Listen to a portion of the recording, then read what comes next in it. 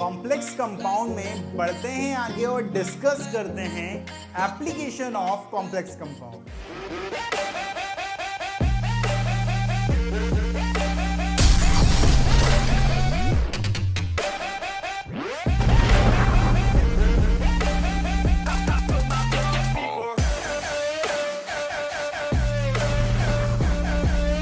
आज हम application of complex compound पर बात करेंगे कि कॉम्प्लेक्स कंपाउंड की क्या क्या एप्लीकेशन होती हैं।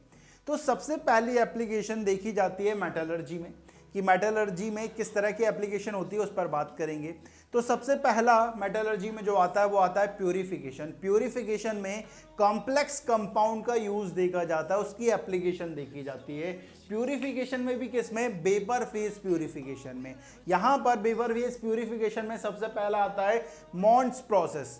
मॉन्ड प्रोसेस में हम निकल का प्यूरिफिकेशन करते हैं। किस तरह से करते हैं बात करते हैं। जैसे कि हमारे पास निकल है, इम्प्योर निकल है, उसे हम कार्बोनाइल के साथ रिएक्ट कराते हैं T1 टेम्परेचर पर, तो ये एक कॉम्प्लेक्स बनाता है NiCO का होल 4।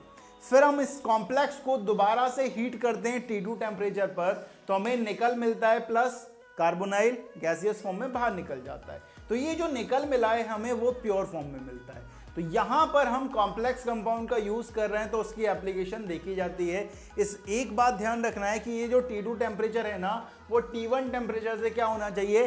ज्यादा होना चाहिए। तो यहां पर ये हमको निकल गया है प्योर फॉर्म में मिल जाता है। तो पहली प्रोसेस मॉन्ड्स प्रोसेस। सेकेंड प्रोसेस जो देखी जाती है वेपर फेज प्यूरिफिकेशन में वो है वैन ऑर्कल प्रोसेस। इसका यूज किया जाता है purification of titanium and zirconium. Titanium और जिंकोनियम के प्यूरिफिकेशन में इस प्रोसेस का यूज किया जाता है। इस प्रोसेस में क्या किया जाता है? टाइटेनियम या जिंकोनियम को, इम्प्योर टाइटेनियम और जिंकोनियम को आयोडीन के साथ रिएक्ट कराया जाता है T1 टेम्परेचर पर। वो TiI4 टाइप का एक कॉम्प्लेक्स फॉर्म करता है। फिर उस कॉम्प्लेक्स को हम T2 टेम्परेचर पर हीट करते हैं तो हमें प्योर टाइटेनियम या प्योर जिंकोनियम मिलता है और I2 गैसियस फॉर्म में बाहर निकल जाता है। तो यहां पर भी ध्यान रखेंगे कि जो T2 टेम्परेचर है वो T1 से क्या होना चाहिए? ज्यादा होना चाहिए। तो यहां पर प्यूरिफिकेशन में पहला एप्लीकेशन देखा गया भाई मेटलर्जी में। प्यूरिफिकेशन में कोऑर्डिनेशन कंपाउंड का पहला एप्लीकेशन। और मेटलर्जी में दूसरी बार जो एप्लीकेशन आती है इसकी वो आती है extraction of silver from Ag2S, argentite और से। ठीक है, सिल्वर का एक्सट्रैक्शन में भी एप्लीकेशन देखी जाती है। वो किस तरह से देखी जाती है यहां देखना कि हमारे पास Ag2S है। ठीक है, Ag2S को हम क्या करते हैं 4NaCN के साथ रिएक्ट कराते हैं। जब ये NaCN के साथ रिएक्ट करता है तो एक कॉम्प्लेक्स फॉर्म करता है NaAgCN का होल ट्वाइस। ठीक है, अब ये जो कॉम्प्लेक्स बना है उसे मैं जिंक के साथ क्या करता हूं? रिएक्ट कराता हूं। तो इस जिंक क्या करता है? इस Ag को, ठीक है, क्या करता है? डिस्प्लेस कर देता है, क्योंकि जिंक जो है वो ज्यादा रिएक्टिव है एज कंपेयर टू Ag। तो वो क्या करता है? जिंक इस Ag की जगह पर आता है, उसे डिस्प्लेस करता है और Ag हमारे प्योर फॉर्म में बाहर निकल जाता है। तो यहां पर इस एक्सट्रैक्शन ऑफ Ag में इसका यूज किया जाता है, इसकी एप्लीकेशन देखी जाती है कोऑर्डिनेशन कंपाउंड की। ये जो प्रोसेस है ना extraction of silver from Ag2S argentite, इस प्रोसेस को हम बोलते हैं मैक अर्थर फॉरेस्ट साइनाइड प्रोसेस। ये ध्यान रखेंगे। तो यहां पर दो एप्लीकेशन देखी गई, प्यूरिफिकेशन में और एक्सट्रैक्शन में कोऑर्डिनेशन कंपाउंड की इन मेटलर्जी। तो आप जल्दी से लो इसका स्क्रीनशॉट।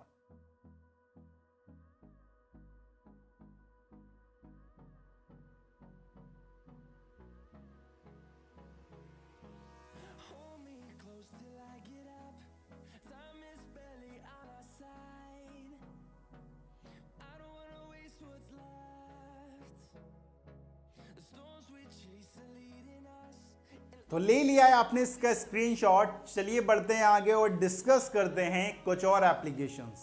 नेक्स्ट एप्लीकेशन हमारे पास आ रही है। अब जो कुछ एप्लीकेशन हैं उन्हें हम क्वेश्चंस के फॉर्म में करेंगे। ठीक है, क्वेश्चन के फॉर्म में ही आती हैं। तो क्वेश्चन के फॉर्म में नेक्स्ट एप्लीकेशन हमारे पास आती है कि AgBr and AgCl precipitate can soluble in ammonical solution why। ठीक है, ऐसा क्वेश्चन आता है कि AgBr और AgCl की जो प्रेसिपिटेट होता है वो अमोनिकल सॉल्यूशन में सॉल्युबल होता है, ऐसा क्यों?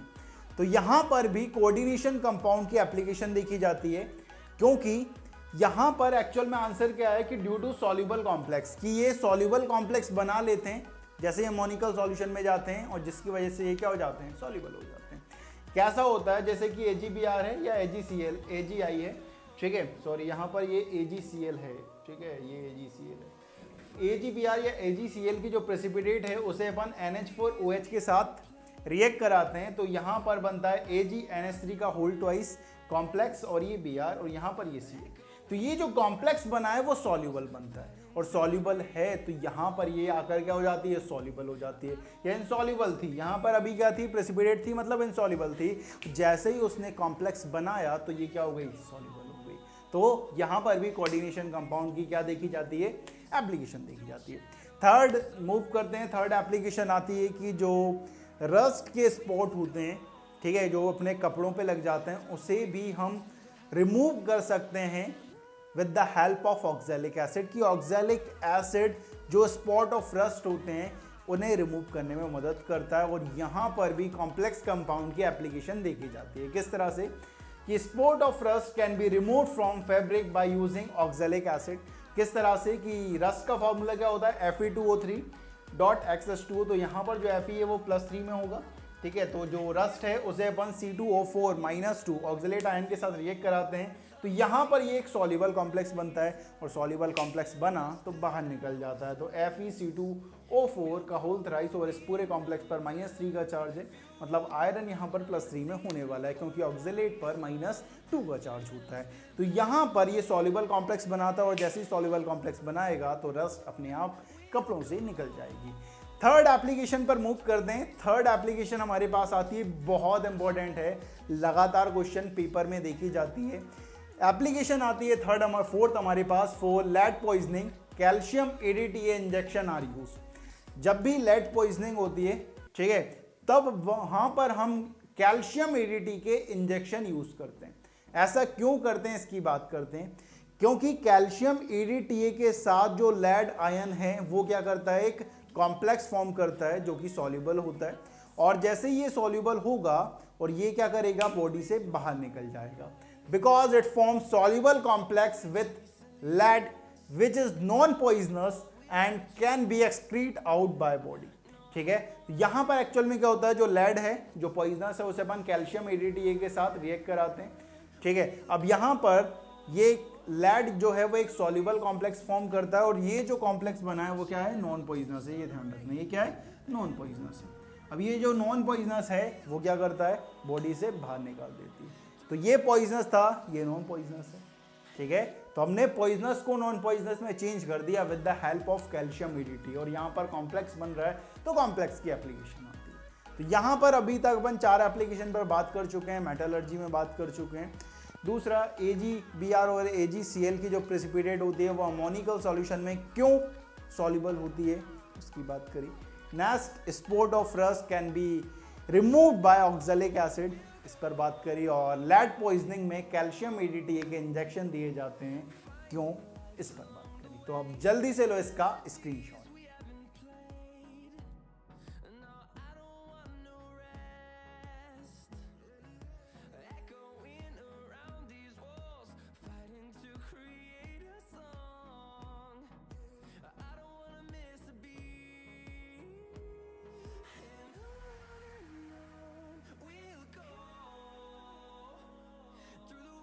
तो ले लिया है आपने इसका स्क्रीनशॉट। चलिए बढ़ते हैं आगे और डिस्कस करते हैं next application, that is test of ions. Next हमारे पास आता है test of ion. Test of ion में भी कॉम्प्लेक्स कंपाउंड की एप्लीकेशन का थोड़ा बहुत यूज होता है। तो हम यहाँ पर अलग अलग आयन की टेस्ट पढ़ेंगे। तो सबसे पहला जो आयन आने वाला है वो है Fe+2। तो Fe+2 का जब हमें टेस्ट करना होता है तो हम Fe+2 को फेरी साइनाइड आयन के साथ रिएक्ट कराते हैं। जब ये फेरी साइनाइड आयन के साथ रिएक्ट करता है तो फेरो फेरी साइनाइड कॉम्प्लेक्स बनाता है। ये जो फेरो फेरी साइनाइड जब हमने IUPAC पढ़ा था तब भी देखा था, ठीक है। अब यहाँ पर ये जो है वो टर्न्स बुल्स ब्लू के नाम से भी जाना जाता है, इसका डीप ब्लू कलर होता है। तो हमें पता चल जाता है कि ये जो आयन है हमारे पास वो क्या है, Fe+2 है। नेक्स्ट हम आयन का टेस्ट करने वाले हैं वो है Fe+3। अगर हमें Fe+3 का अगर टेस्ट करना है तो हम क्या करते हैं, Fe+3 आयन को KCN के साथ रिएक्ट कराते हैं तो ये फेरीथियोसाइनेट बनाता है, ठीक है, एक ऐसा कॉम्प्लेक्स बनाता है और इस कॉम्प्लेक्स का जो कलर होता है वो होता है ब्लड रेड, ठीक है, जो खून का लाल कलर होता है उसी कलर का हमारा ये कॉम्प्लेक्स बनता है, ठीक है। तो हमें पता चल जाता है ये जो हमने आयन लिया हुआ है वो क्या है, Fe+3। नेक्स्ट दूसरा टेस्ट भी कर सकते हैं इसको पता लगाने के लिए। हम Fe+3 आयन को K4FeCN6 कॉम्प्लेक्स के साथ रिएक्ट कराते हैं और हमारा बनता है Fe4FeCN6 का होल थ्राइस, ये प्रूशियन ब्लू है, ठीक है। जब अपन ने IUPAC पढ़ा था तो ये दोनों पढ़े थे, टर्न्स बुल्स ब्लू और प्रूशियन ब्लू, तो ये इसका ब्लू कलर आता है, तो हम समझ जाते हैं कि ये जो हमारा आयन है वो कौन सा है, Fe+3। Fe+2 Fe+3 की बात कर लिए। नेक्स्ट जो हमारे पास आयन है वो है Copper+2, कि अगर हमें पहचानना पड़े कि Copper+2 आयन का क्या टेस्ट है तो हम क्या करते हैं, Copper+2 आयन लेते हैं, उसे NH4OH के साथ रिएक्ट कराते हैं। जैसे ही ये NH4OH के साथ रिएक्ट करता है और इस रिएक्शन का हम pH क्या करते हैं, ग्रेटर देन 7, मतलब अल्कलाइन मीडियम में जब हम इससे रिएक्ट कराते हैं तो ये CuNH3 का होल 4 SO4 इस तरह का एक कॉम्प्लेक्स बनाता है। इस कॉम्प्लेक्स का नाम है कुप्रा अमोनियम सल्फेट, ठीक है, और ये डीप ब्लू कलर का होता है, ठीक है। तो Copper+2 क्या करता है, NH4OH के साथ जब रिएक्ट करता है तो कुप्रा अमोनियम सल्फेट बनाता है और ये एक डीप ब्लू कलर का होता है। दूसरी तरीका जो दूसरी मेथड है इसे टेस्ट करने की वो ये है कि Copper+2 लो, आप K4FeCN6 के साथ रिएक्ट कराओ तो वो कॉपर फेरोसाइनाइड एक कॉम्प्लेक्स फॉर्म करता है और जो कॉपर फेरोसाइनाइड होता है वो चॉकलेटी ब्राउन कलर का होता है। तो हमें पता चल जाता है जो हमने आयन लिया हुआ है वो कौन सा है, Copper+2 है। तो 3 टेस्ट देख चुके हैं, Fe+2 Fe+3 एंड Copper+2 का, ठीक है। नेक्स्ट हम निकल पर बात करेंगे कि निकल के लिए क्या टेस्ट है Na+2 के लिए, लेकिन उससे पहले क्या करना है, इसका स्क्रीनशॉट लेना है।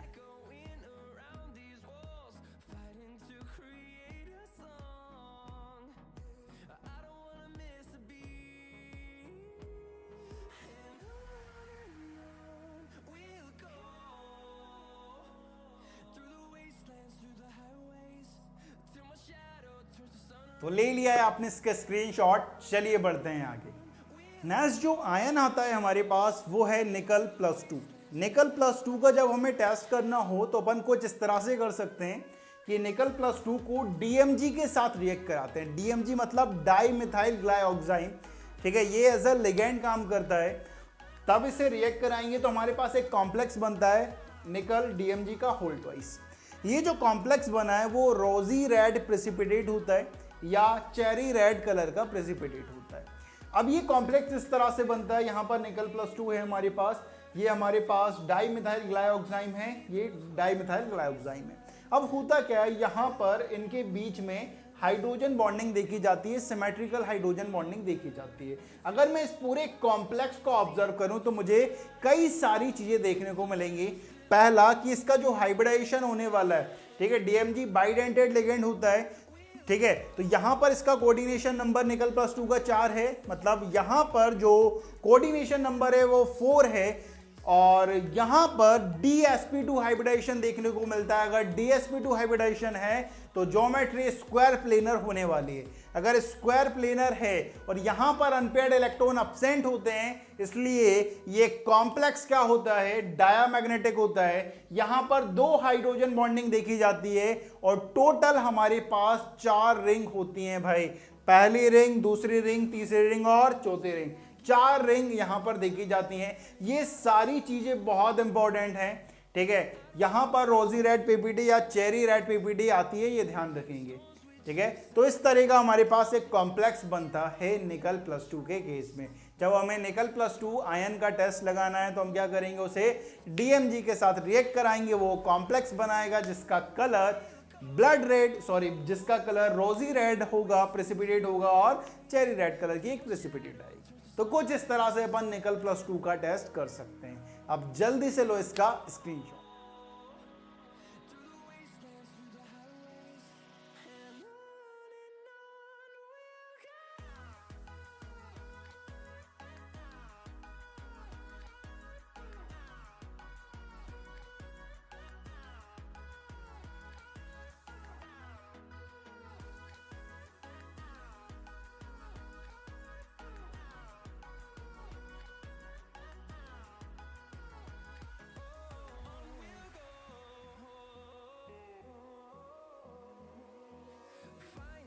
तो ले लिया है आपने इसका स्क्रीनशॉट और यहाँ पर आकर हमारी एप्लीकेशन ऑफ कोऑर्डिनेशन कंपाउंड खत्म होती हैं और इसी के साथ हमारा कोऑर्डिनेशन कंपाउंड कॉम्प्लेक्स कंपाउंड जो चैप्टर है वो पूरी तरीके से खत्म हो जाता है।